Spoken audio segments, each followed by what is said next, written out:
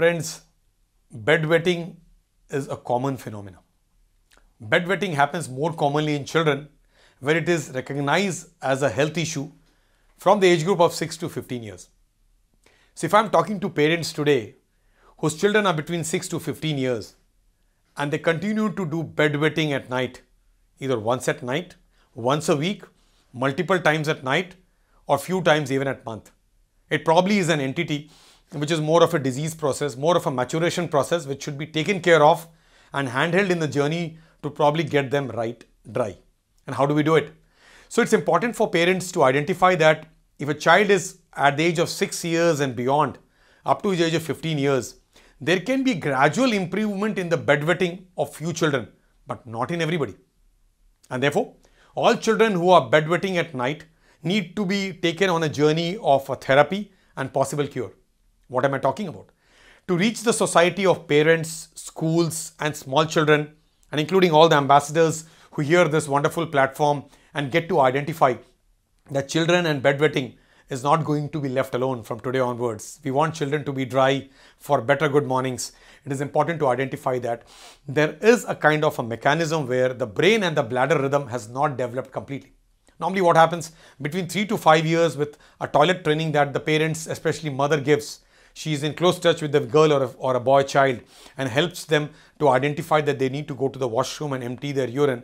But that's in daytime. Daytime we are under gradual control mechanism being developed by our parents, by a behavioral mechanism which is being imprinted upon the brain. But that may not happen at night when we all, including you and me, are deep asleep. That's a time when we are deep asleep. The mechanism of brain and bladder has not developed completely in terms of the rhythm. The rhythm of understanding has probably not developed. And that could lead to the subject of bedwetting, which in medical terms is called as enuresis. Enuresis or bedwetting is a stigma to many parents and to many children. Imagine there could be two groups of children. Between the age of 6 to 9 years or 10 years are those children who may not be so motivated to be dry. And they are deep sleepers, difficult to wake them up. Parents also may not be able to land up in the behavioral therapy thinking that the elder sibling or somebody in the family has gradually dried up as age changed. And therefore, there's a lethargy in the society, lethargy with parents who are not so motivated by the medical fraternity and by understanding, or the awareness of the subject is missing. People think it will gradually get well, but not in everybody. So let's take the scenario of 6 to 10 years old children who are bedwetting even twice or thrice at night, or twice or thrice a week, or every night. And the parents sometimes get to identify that the child bedwets at 1 o'clock and 4 o'clock or 4 o'clock. Sometimes bedwets on Mondays and Fridays and Sundays, and therefore there is a huge social stigma.